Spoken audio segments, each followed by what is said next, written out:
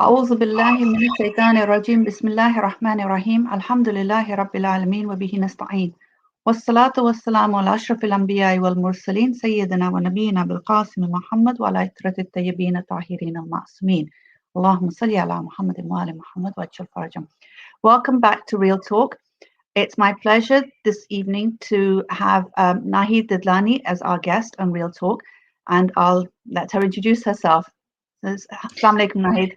Walaikum salam. Bismillah ar-Rahman ar-Rahim. I'm Naheed Dadlani. I'm 41 years old. I'm a mother of three. I'm married to a revert. I have a degree in international business and management, and I've lived in several parts of the world. I was born in Canada. I grew up in Pakistan. I moved here when I was 15 years old, and whilst I've been here, I've lived in Austria, in Germany, in the US, and recently in Mexico City. So I've been all over the place.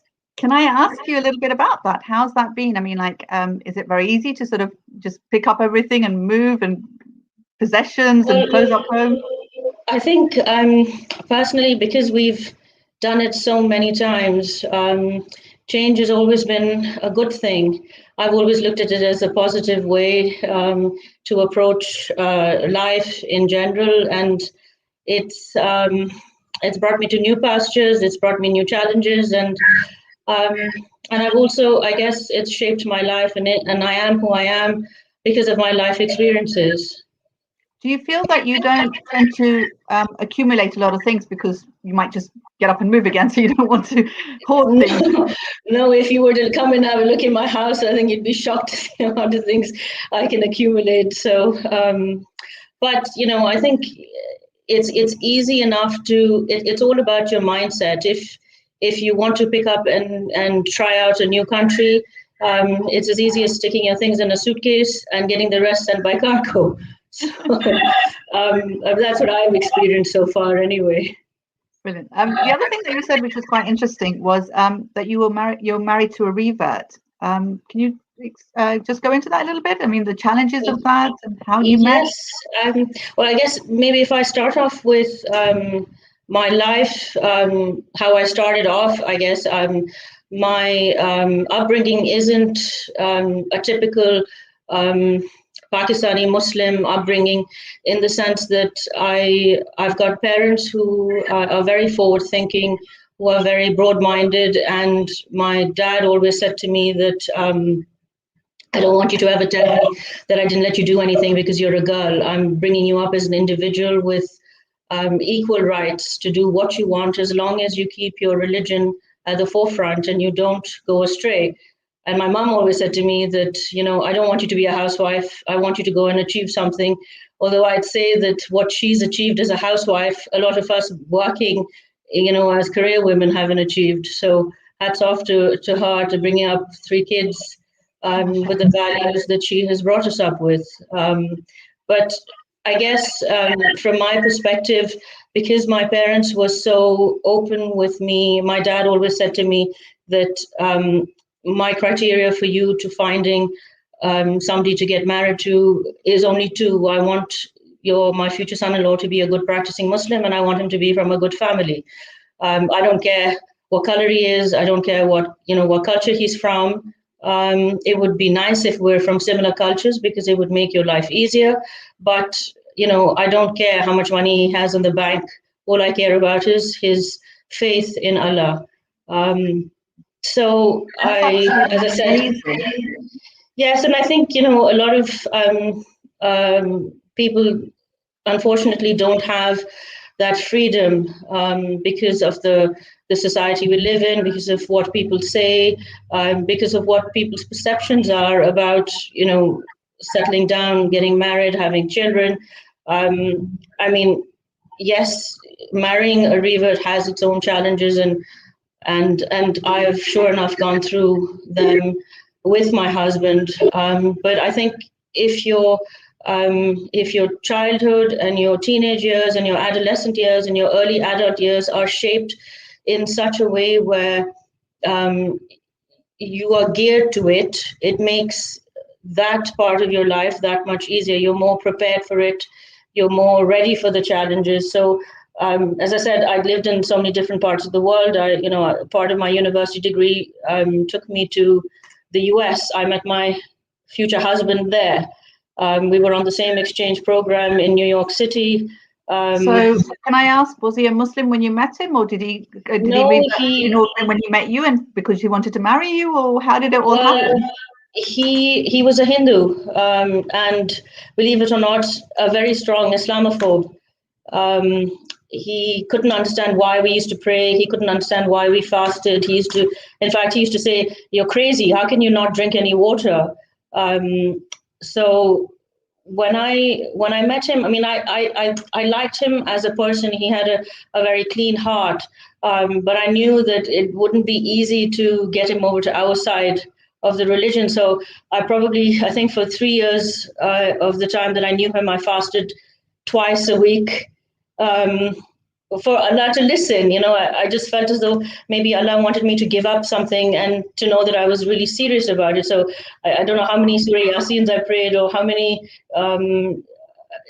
things I prayed for Allah to know that I was serious. And at one stage, I even said to Allah that, if he's not meant to marry me, that's fine. Just make him a Muslim. I don't want him to go to hell. Wow. Because he doesn't believe in, but, when he did come to see my father, he didn't even propose to me. He came to see my father first. So he did it in a very traditional way. And he asked my dad if he could marry me. And my father said that, I don't want you to convert just to marry my daughter. You convert to Islam if Islam is the right religion for you, because most marriages have a lot of complications, and yours would not be an easy one. And if anything was to go wrong, I don't want you to hold my daughter responsible for it. And have a think about it. You don't have to tell me anything right now. So he went away and he had to think about it, and he converted. And then a week later, he came to see my dad again, and he asked my dad if he could marry me. And my father said yes. And it was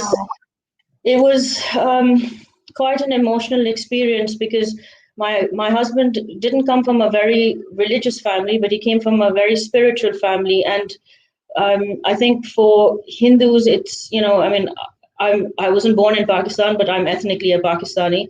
His parents are Indian. So we had an Indian-Pakistani issue, then we had a Hindu-Muslim issue. So it was a double whammy for my in-laws. And bless them, poor things, went through a lot. I don't know how I would have reacted if I had been in their situation. Can I ask, throughout knowing, before you married your husband, I mean, while you knew him, never did it cross your mind that, you liked him and it didn't matter that he wasn't a Muslim, you wanted to be with him? That never crossed your mind? Because I think, as I said to you, that even though I've had a very liberal upbringing, I had my religious teachings ingrained in me from my parents. My father's a Sunni, my mother's a Shia, so I have both sides of the religion in my family, and yet I think in some ways it was a blessing, because I got to know both sides of the religion. My father's not a typical Sunni. He goes to Stanmore for majlis. He's picked up alams. He cries when he hears Imam Hussein's name. So in our family, it was more about us living as Muslims rather than as Sunnis or Shias. And because I had the benefit of learning about Islam as a whole, I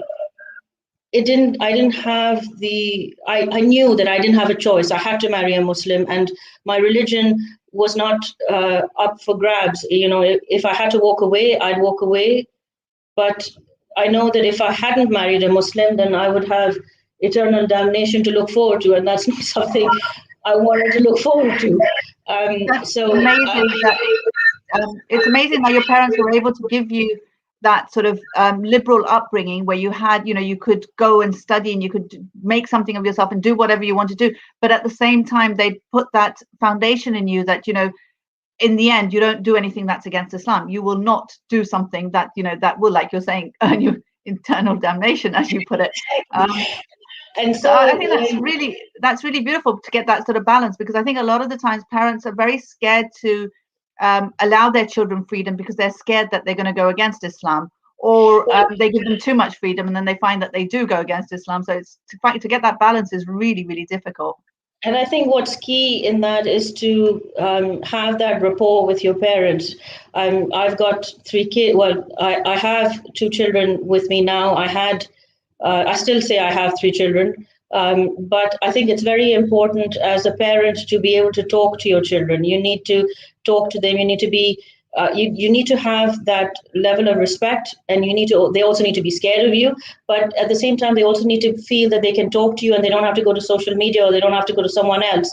And that's what I had with my parents. My mom, I confided in my mom about me wanting to get married to Mehdi, and she'd said to me, have you gone nuts? He's not a Muslim, and is he really going to change? And I said, well, let's see, time will tell. And then when he embraced Islam, he went through a lot of challenges himself. His parents thought that it was just a phase, so they temporarily agreed to it. And then his parents live in Nigeria. They took him back to Nigeria. They thought that if he was away from me, I'd be out of his system. Islam would be out of his system. His first Ramadan was in Lagos, and he was vomiting and he couldn't get used to it, but he still kept all his fasts.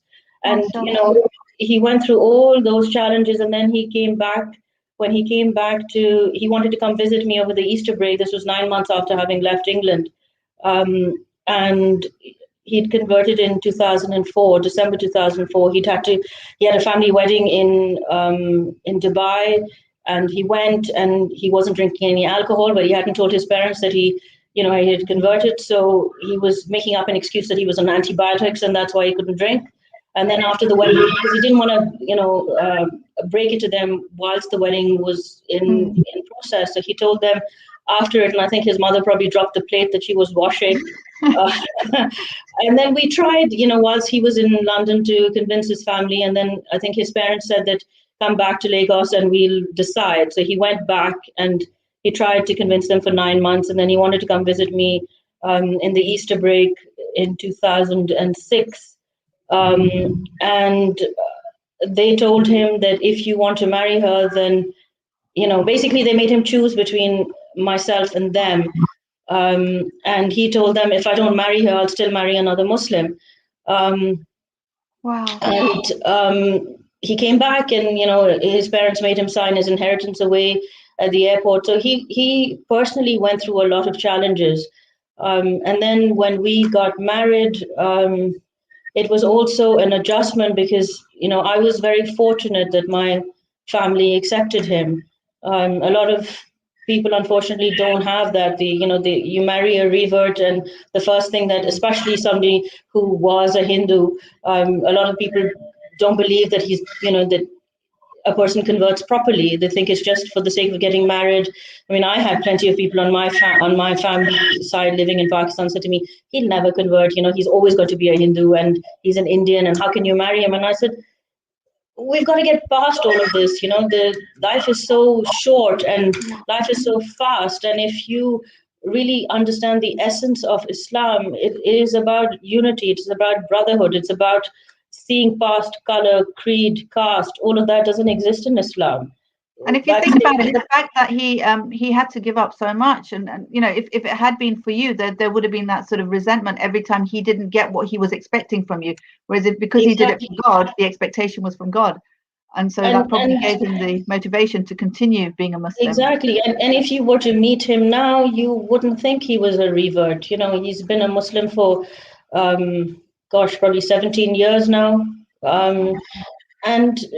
And his level of faith and dedication to Islam has surprised me, in many ways, because we've gone through a fair set of challenges. I think far more than the average person would have in the period that we've gone through it. And I have seen his faith get stronger, not weaker, and that's encouraged me to increase my faith as well. I mean, but having said that, my family has been a great support, because they, I think it's because of the way I was brought up, the way our family environment is, that it made it easier to have that support. That's amazing. That's absolutely amazing. Can I just ask, you mentioned about your children, and you sort of said you've got two with you, but you're a mother of three. Can I ask you to sort of explain that a little bit? I have three boys, Mikhail, Amar, and Hassan. A lot of people know me as Amar's mom.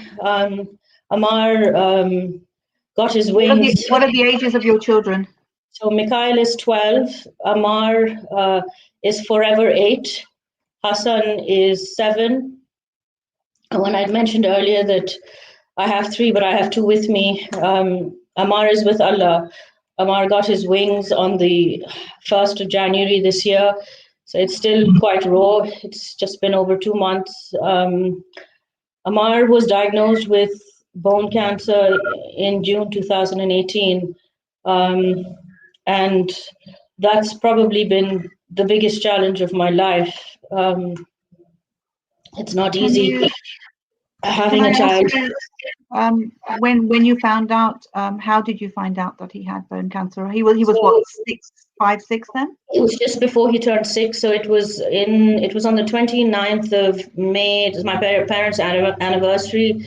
It was Ramadan, so we cut their cake after iftar. He had some, and then he went up to the playroom, and then 5 minutes later, I just heard a lot of screaming. And my son, Mikhail, came down saying that, Mama, Amar's done the splits. And my brother brought Amar down, and he was yelling in agony. I thought he just pulled a muscle in his groin. And so, I gave him some paracetamol, and my husband put a cold compress, and I put him to sleep. Eventually, he stopped screaming and he went to sleep. And then the next morning, he was fine. He was, dragging his leg a bit. And my mom said, please take him for an x-ray. It doesn't look right to me. So I took him to Mount Vernon and had an x-ray done. And then the radiologist said to me, I need you to just wait. I need somebody else to have a look at it. So bottom line, they saw a fairly large, a 9.6 centimeter tumor in his left thigh. Amar wasn't symptomatic of cancer at all. He was, that Sunday he'd played football for Stanmore Jaffrey's. They'd had a match. He'd scored 6 goals, and he said, Mama, I was top goal scorer. And, at first I thought he was just joking, but one of the other dads said to me that, no, he really did score those goals. So he had a healthy appetite. In fact, from all my boys, he probably ate the best. He didn't like sweet things, didn't like chocolates. It wasn't like he lost weight. So, when they told me that he had an almost 10 centimeter tumor in his thigh, I was just shocked. And then he got referred to your mind at that time. Well, to be honest, a few years earlier, my mom had been diagnosed with breast cancer, and when I was pregnant with Hassan, she'd gone through hell and back. And I don't know how we got through that period, because she went through a lot. And so I wasn't new to the word cancer, and neither were my kids. And so when they told us that Amar had cancer, we told Amar that, you've got cancer. He knew what the word was. And I said, we've got to take you to a hospital to get you better. And inshallah, once you're done with treatment, then we'll get back to normal life, or as normal life as possible. And he took everything in his stride. I mean, if I were to show you pictures of him throughout treatment, he had treatment for 2.5 years. And out of those 2.5 years, he probably had chemo for 20 months. So the first stint was 10 months. I lived in hospital 5 nights out of 7 most weeks. And it was, I think, taxing is putting it mildly, because it's not just your child that you see going through this. You live on a ward with 3 other kids, and you see their bald heads, and you hear them retching, and you hear them screaming, and you hear them crying, and you see them shrinking and shriveling up, and then you see kids die. I'd never seen a dead child's body, and I saw a 5-year-old it was a December. Amar was 3/4 through treatment, and I called my mother, and I was crying my eyes out, and she said to me, what's wrong with Ammar? And I said, Ammar's fine, but Atticus just passed away. And I couldn't stop crying. And I got one of the nurses to look after Ammar, and I think I must have circled UCLH for an hour. I don't even know how many times, just to be able to get back to the hospital. But I got through treatment with him because of the sheer amount of prayers that were prayed for Ammar. A lot of the times, people don't want to talk about cancer. They don't want to let people know that either they've been diagnosed with cancer or a close family member has been diagnosed with cancer, because I guess because people don't know what to say, people don't know how to react to you, people are afraid of saying the wrong thing. Or, I mean, I had an aunt tell my mother that, why has she told so and so, and why is so and so telling the whole world about Ammar? And my mom said she wants everyone to pray for him because she doesn't know whose prayers Allah will listen to.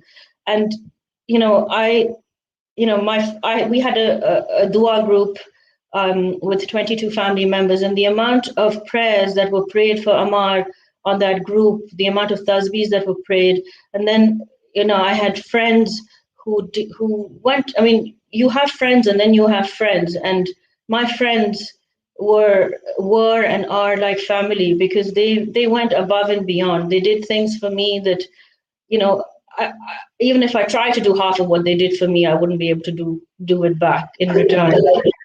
Can I ask you here?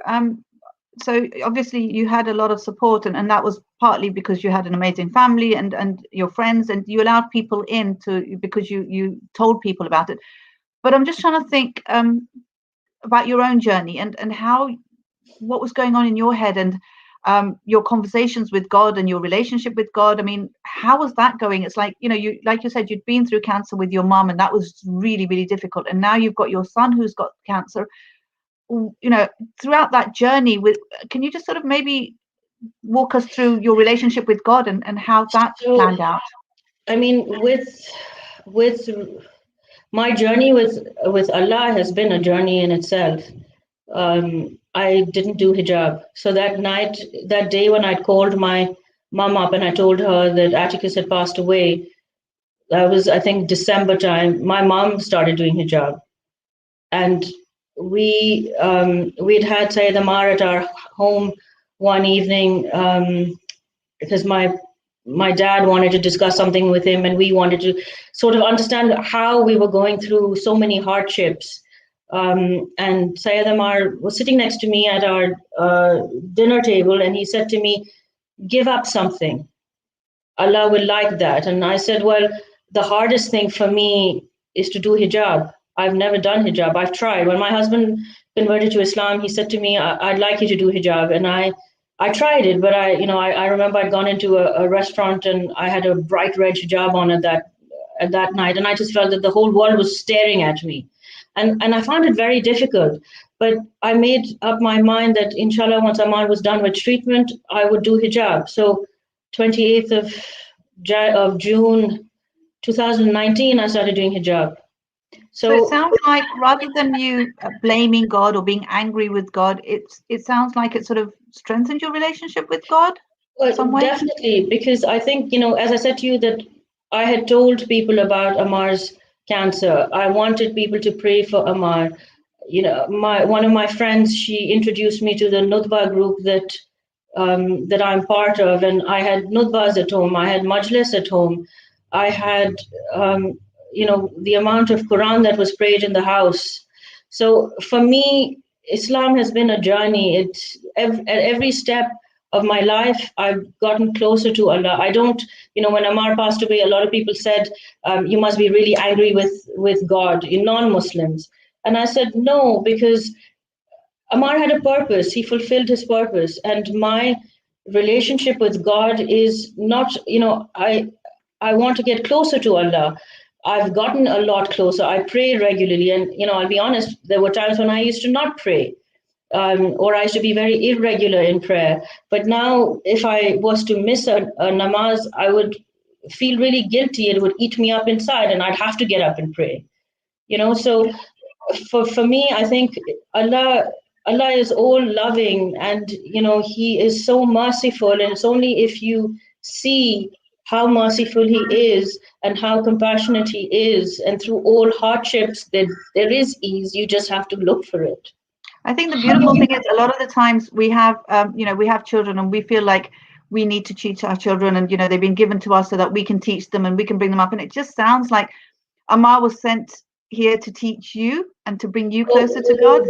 Definitely. I mean, my son, my 8-year-old son, has taught me so much about Islam. He's been a blessing. I am so blessed to have him as my child, and for him to have been in my life. I miss him terribly. I look at it that he is on a journey. He's gone on a long vacation. I will see him at some point when my turn comes to see him. But he was a blessing. He brought me closer to religion. He got me to do ziyarat. I never thought I would go to to Najaf and to Karbala and to Mashhad, and I did all of that whilst he was having treatment.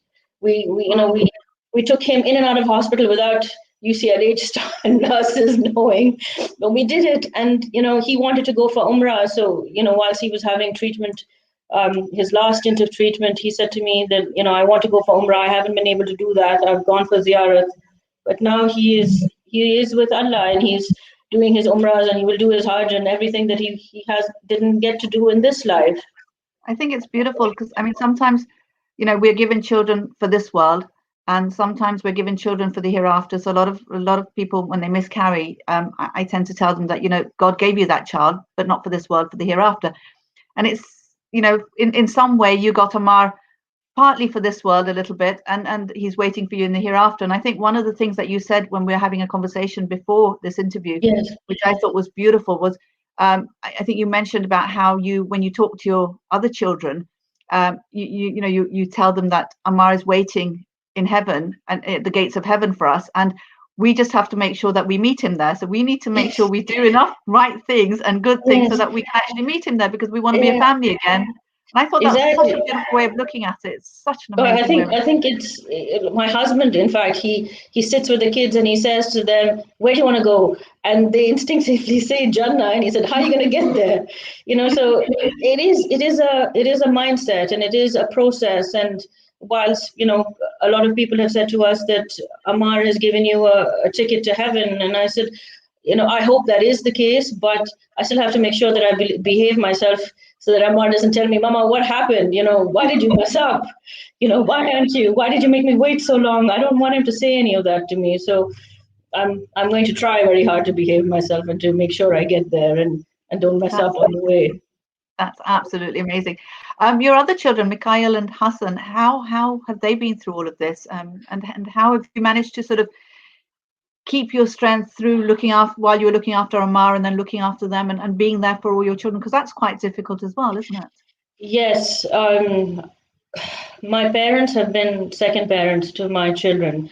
So whilst I was in hospital for the first 10 months of Ammar's treatment, my dad looked after Hassan. So a lot of the times we're joking, but we ask Hassan, "Who's number one?" And he says, "Nana." "Who's number two?" And he says, "Nani." And then I said, "Where am I on the list?" And he goes, "No, Mama, you're number 3, Daddy's number 4, then it's Mikhail, and then it's Ammar." So this is what Hassan says. But I mean, on a serious note, I think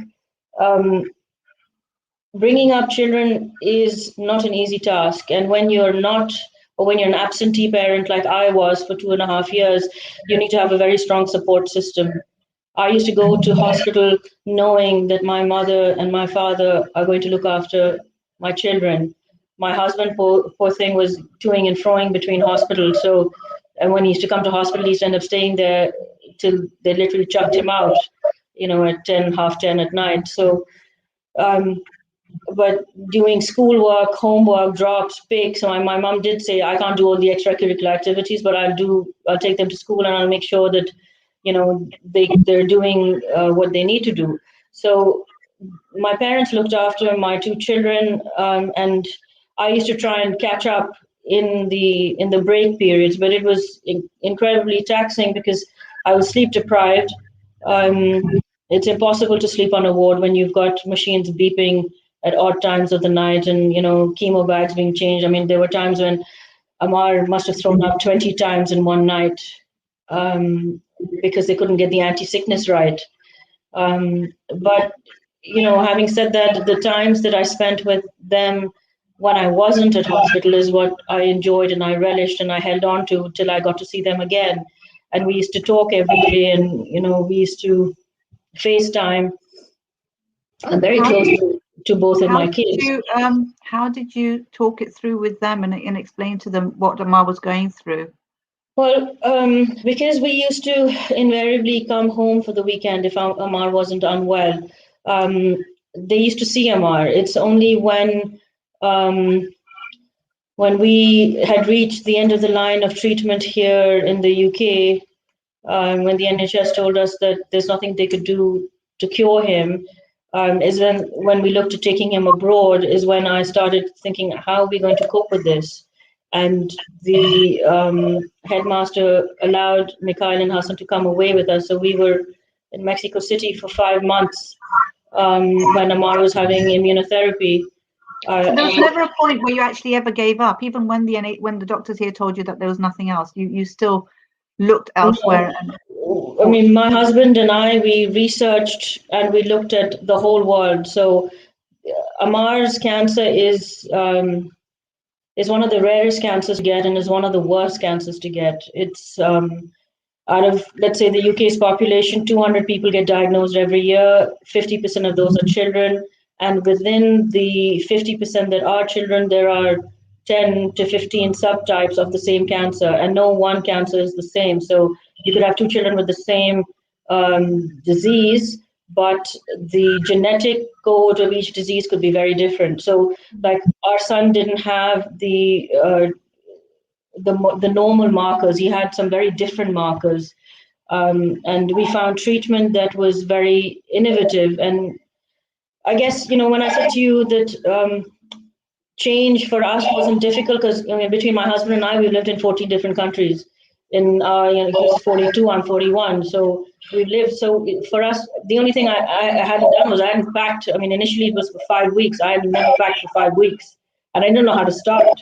But we decided last minute to take Mikhail and Hassan with us, and we went. And Ammar was responding to treatment. So it was good that the kids were there because they got to spend time with each other. But the cancer affects the whole family. It doesn't just affect the person who's got it. It affects there were times when I was in hospital for so long that my husband and I, we were having disagreements. We'd grown apart because we weren't spending time with each other. And even when we were spending time with each other, it was very strained. And the conversations were 99% about how are we going to get Ammar better. With our kids, they used to see Ammar, not being able to eat, having, ulcers in his mouth and all of that. And it used to upset them. And I think when I wasn't at home for that week and they had something going on, like I remember I missed 2 orchestra recitals of Mikhail's in a row, and he used to play the violin. And, I tried really hard to try and see if I could change chemo appointments, get somebody else to come and sit with Ammar, but it just wasn't possible because Ammar wouldn't cope with hospital if I wasn't there. So my parents went to watch Mikhail once. My husband went to watch him the other time. And I was a very active mother at school. So I used to go to all the football games. I used to go to all the matches. I did all of that. And I used to try and find a way that if Mikhail had a match on when Ammar had a hospital appointment, maybe because the matches were all in the afternoon, I used to find somebody to come and sit with Ammar for 2-3 hours, take a train back from London and go to the game. So we tried to keep our family life together that way. But then when Ammar passed away, Mikhail found it incredibly difficult. The people who watched Ammar's funeral probably heard him wailing quite a lot. And even when we used to talk about Ammar, he used to get really upset. But then, Can I ask, how old was Mikhail at this point? Mikhail, he'll be 12 in March. So he's 11, still 11 years old. And it's quite a lot for an 11-year-old to process. I mean, it's a lot for us to process. But I think the fact that Ammar passed away as a Masum, has given us an incredible amount of solace and strength that he is in a better place. He's not suffering. He's able to do everything that he wants to do that he wasn't able to do. And that's how we have coped as a family. Hassan, on the other hand, has been far more mature, and that's odd because he's only 7. But the times when, we were going through Amar's things and I'd start crying and then he'd come and pat me on the back and say, Mama, don't cry. Amar's happy. Amar's in a better place. And he'd do that quite often. And, sometimes people say that maybe he's too young and he doesn't understand. But on the other side, I think maybe because he is so young, he can process it better. Yeah, I think they understand it's very black and white for them, and they actually understand it. And that concept of, he's in a better place actually makes a lot more sense to him because it's so black and white for him. Yes. I think that's beautiful. How, obviously you talked about death with your children. At what point did you talk? I mean, did you talk about death before the cancer even came in, or did you talk about it once the cancer was there? I mean, I'm just trying to think of parents and how they should approach death with their children, because a lot of parents don't want to. No, I mean, to be honest, when I said to you that when my mom had breast cancer, I was pregnant with Hassan at that point, and 3 weeks before my mom got diagnosed, my grandmother passed away. So Mikhail was about, I think, five maybe at that point. And I was trying to say it in a very simplistic manner to him. So he knew my grandmother, and towards the end of her life, she unfortunately had a stroke. And so the last 10 months of her life were in a care home, and it was very tough. But whilst I was pregnant, I used to take Mikhail to see my grandmother, as often. We used to go 2-3 times a week, 4 times a week sometimes, to go and see her. So he saw her going from being a normal person who was talking to suddenly being lying down and not really communicating. And then when she passed away, I said to him that Granny's gone on a big slide to Allah, but the slide goes underground and we can't see it. So when we used to go to the cemetery to pray for her, he used to tell me, he used to call her Danny. He said, is Danny gone on the big slide to Allah? And I said, yes. And he said, so why can't I see the slide? And I said, because it goes underground and then it goes up to Allah. So he'd been exposed to death at, say, 5 years of age. But with Amar's illness, we always had hope that he would survive. Even the night that he passed away, it was so unexpected. Amar passed away very peacefully, yet unexpectedly. We had no idea that he was going to pass away. It was New Year's Day. We'd spoken to most of our family members here and to friends, and then my husband decided he needed to get some fresh air, so he went. He used to love going grocery shopping there. Don't ask me. Well, I know why, because the displays were far better than what you'd see here. A normal grocery store there was like, a Harrods food hall. So he used to enjoy going grocery shopping, and he'd gone for a few hours. And when he came back, I was a little annoyed because I said, Amar's not eating anything, and we need to get something in his body. I've tried, you try. So the poor guy tried to feed Amar something to drink, and Amar didn't want to have anything, so he left him. And then Amar said to me, Mama, I'm not feeling well. Can you ask Daddy to take me to the bedroom? So we took him, Mehdi picked him up and took him to the bedroom, and then he was uneasy there. So he said, take me back. So we took him back and we sat him up. And at that point, he was struck. He said, I can't breathe. So, we used to clean his mouth with a lollipop swab, because just 6 weeks before he passed away, he ended up having a fall and he had Bell's palsy. So he couldn't, we used to clean his mouth with a swab. So I thought maybe he's got some phlegm stuck. And I tried cleaning the mouth with a swab, and there was nothing on it. And he just before that, he'd said to Mehdi, can you please ask Nani to come and pray on me? So my mother was praying at that point, and then she was praying, I think, Nadi Ali, and Amar opened his eyes wide, which he hadn't done in weeks. And then he took, and he was gone. And Mikhail was hysterical. My mother was hysterical. Mehdi was hysterical. Hassan, I think, was crying. And I was calm. And I just,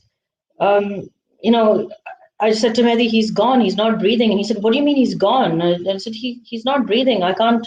He was wearing he used to have a Fitbit, which I used to measure his heart rate with that just to make sure everything was fine. But on that day, for some reason, he was wearing my watch, my Apple Watch. And I said to him, the heart rate's slipping. It's okay, yeah, the heart may be beating, but he's not breathing.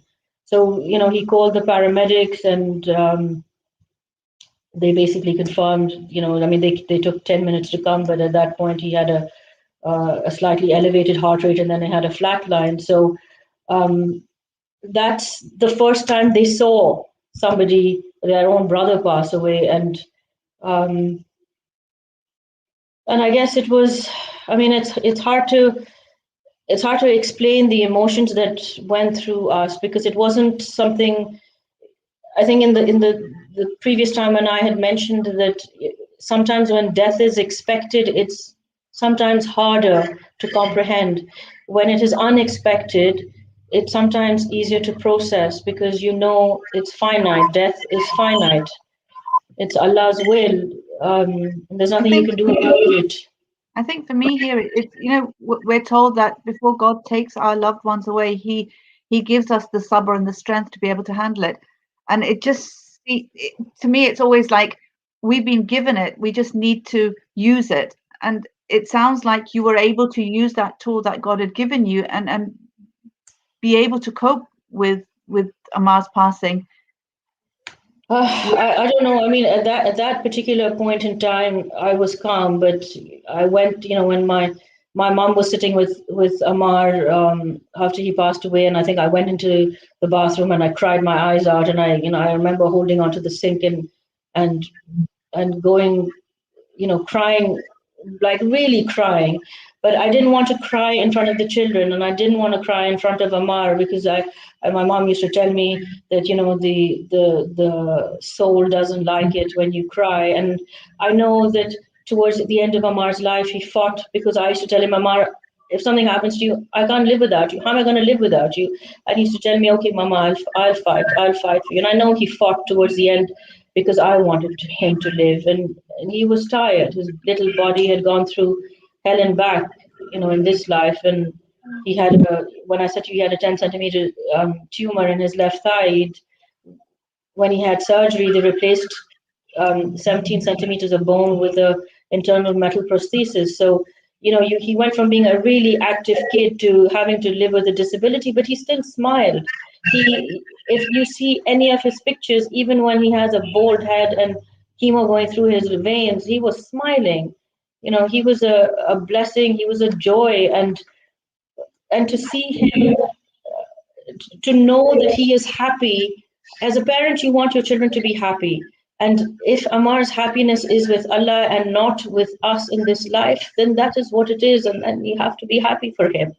I think that is so profound, and it's such a beautiful statement that you've just made. And again, I think when I said that God gives sabr, that's not necessarily that you're not going to grieve. Of course you're going to grieve, and the fact that you cried, of course you're going to cry. That's normal and that's expected. But it's, you had, when God gives us sabr, it's the strength to be able to do what needs to be done. And at that moment, in your mind, you didn't want to cry in front of your other children. You didn't want to cry in front of Ammar, because although his body had died, his soul was still there and was watching over you and could see your reaction. So I think that's really powerful that you were able to use the sabr that God had given you and be able to carry out whatever needed to be done at that moment. But that doesn't mean that you can't grieve.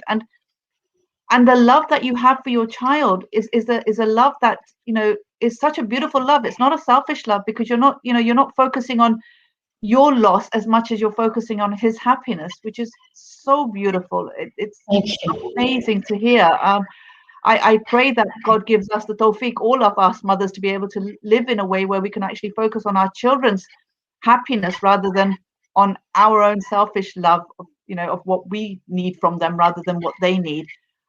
It's beautiful. It's absolutely beautiful. And again, God, I suppose, gives to those who can handle what he gives, right? And Allah says, right, that he's not going to give you a burden you can't take, but It is. I mean, there were times when I used to say, Allah, I can't take this anymore. When is this going to stop? When are the tests going to stop? It's just too much to take. But, in every namaz, I do pray for sabr. I say, there are some days which are easier than others. I mean, as late as, last week, I felt like eating burgers, and I'd asked my husband to get some burgers, and he said he's very particular about the kids eating their vegetables and having water before they eat their food. And he said to me, please go cut some cucumber and get some lettuce onto the table, and lay the table out so that they eat properly. And I went down and I took out 3 glasses. I filled 3 glasses with water. I put them on the table, and I was laying 3 plates out, and I thought, what am I doing? And I had to stop. And it was, and then a few days after that, I went into the TV room. Hassan was there, and I said, Ammar, what do you want to eat? And then I looked at Hassan and I said, I have to, it's hard. It's hard. And you do need, I mean, Allah does give you sabr if you ask for it, but you've got to ask for it.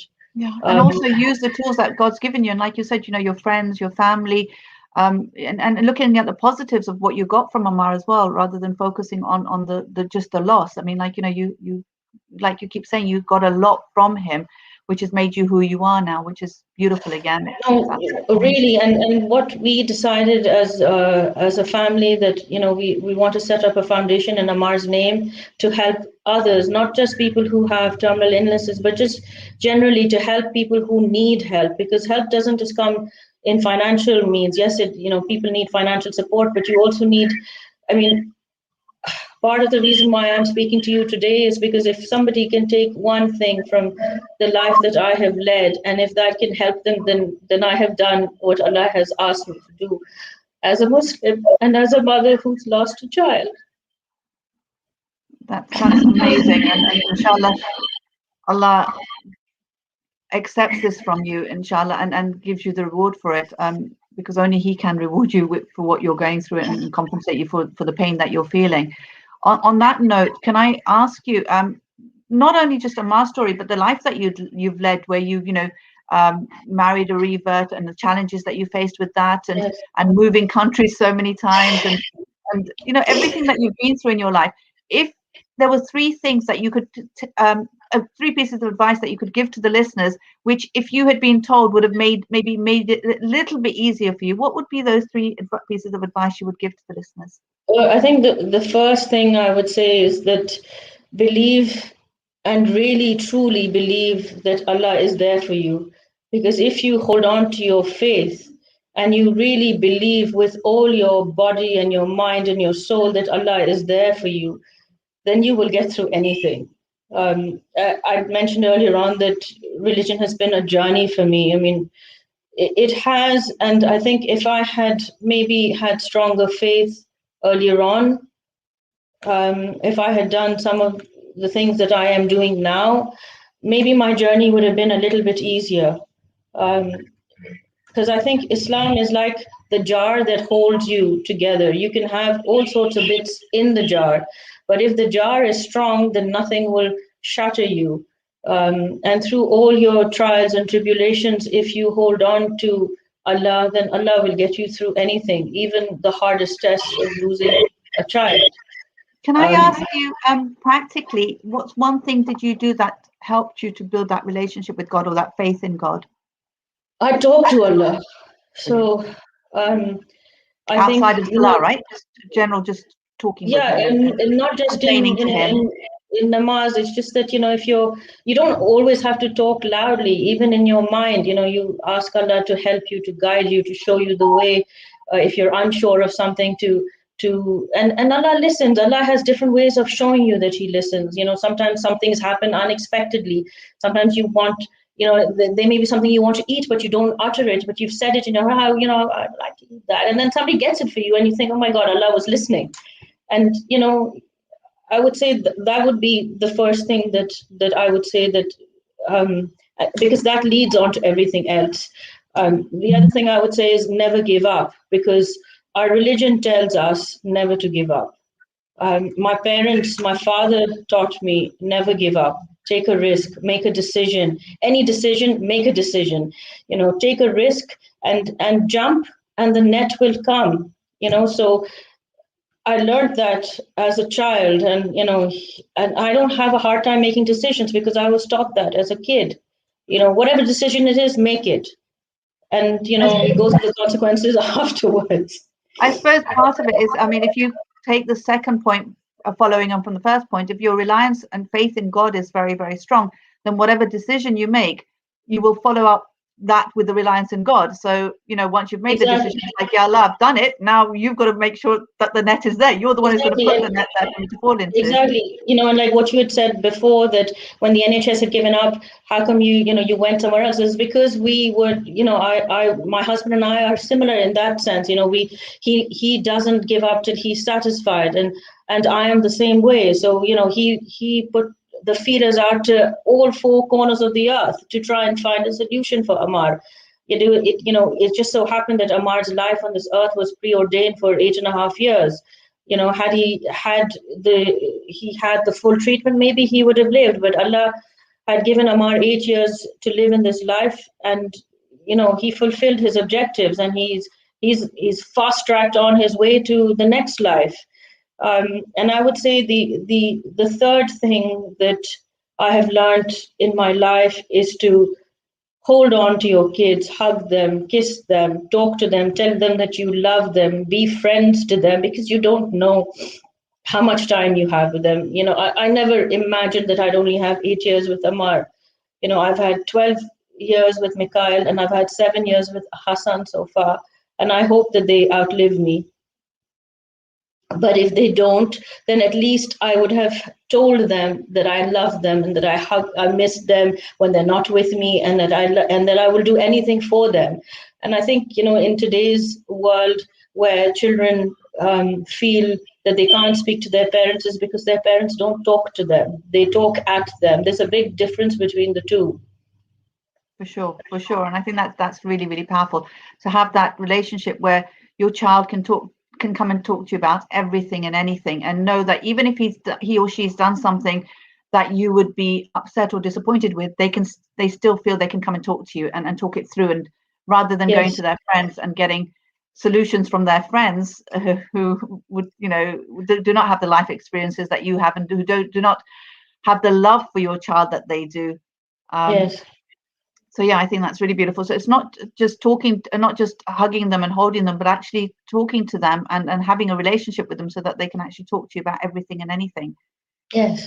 It's really important. And that openness needs to come, and it needs to come from a young age, because if you haven't spent that, or if for whatever reason, because everybody has different challenges. I'm not sitting here thinking, saying that nobody has challenges. Everybody has challenges, and sometimes, like me, you haven't been able to spend time with your child, but it's never too late. It's never too late to start. Initially, if you haven't spent time with your child, it might be difficult. There might be some pushback, but eventually the child will realize that my mom and dad they care about me. They want to be with me. I'm important to them. I'm not just their child.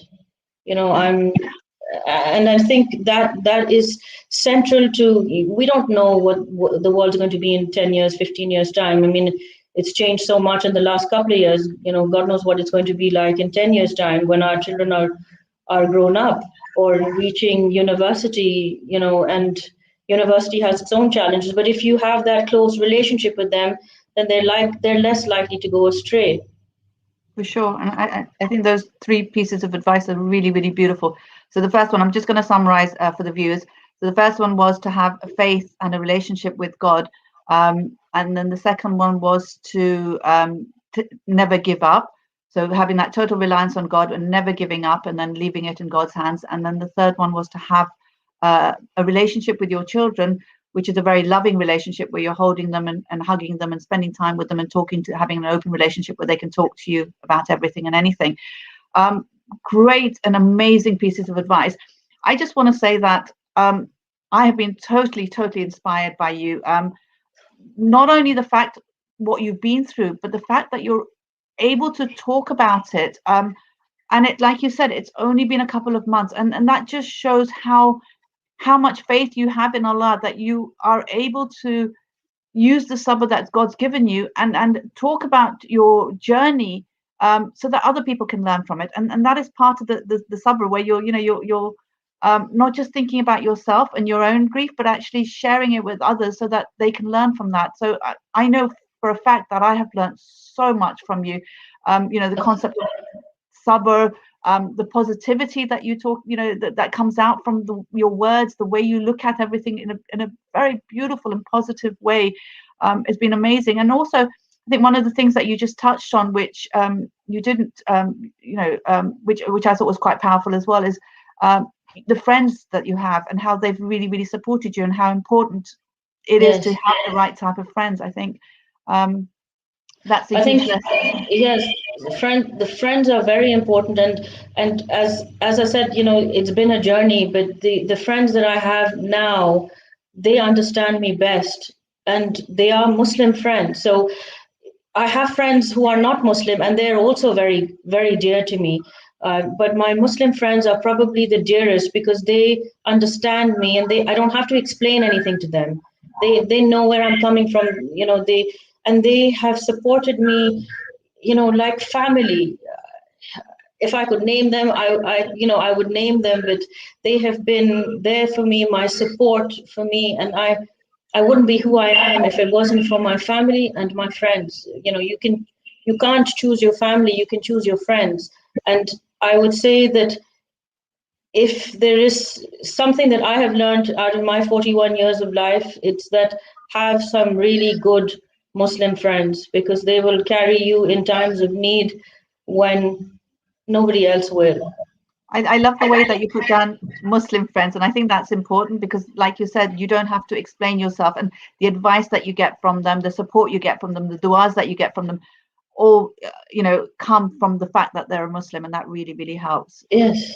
So that's And been especially amazing. when we had to plan Amar's funeral, I just had to make one or two phone calls, and I didn't have to say anything more. And between the friends who did everything, Amar, alhamdulillah, had a very simple but a very beautiful funeral despite COVID. And we are forever grateful for the support that we received, both Mehdi and I, from our friends, and our family, because the family is very important. And without family, you're nowhere, but your friends are also high up there.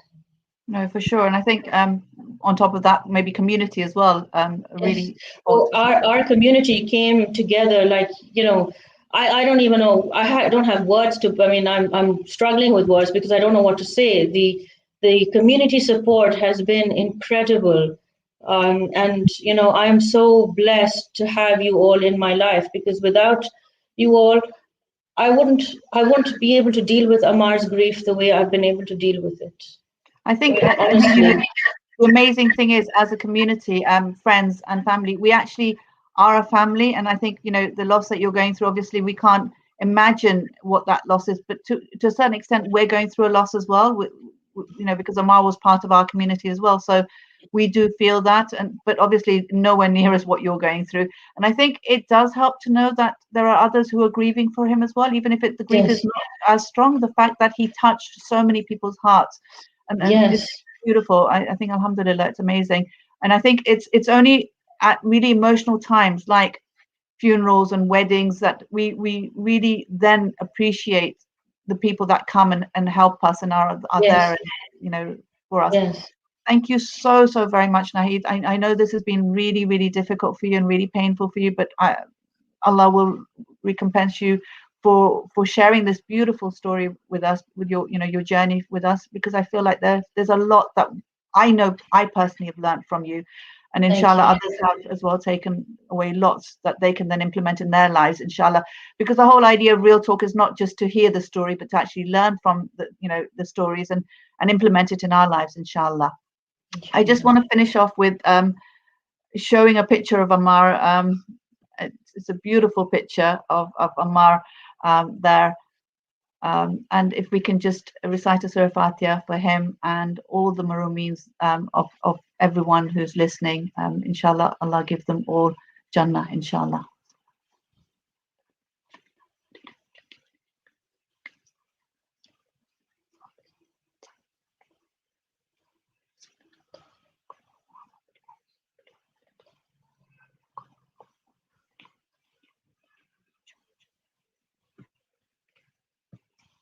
Thank you very, very much for joining me this week, Naheed.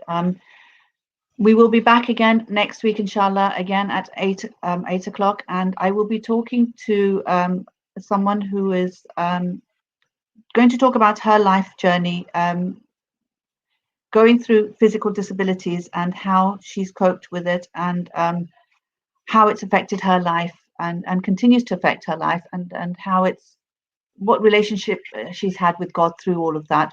So please join me next week, inshallah, on Real Talk at 8 o'clock. Thank you very much.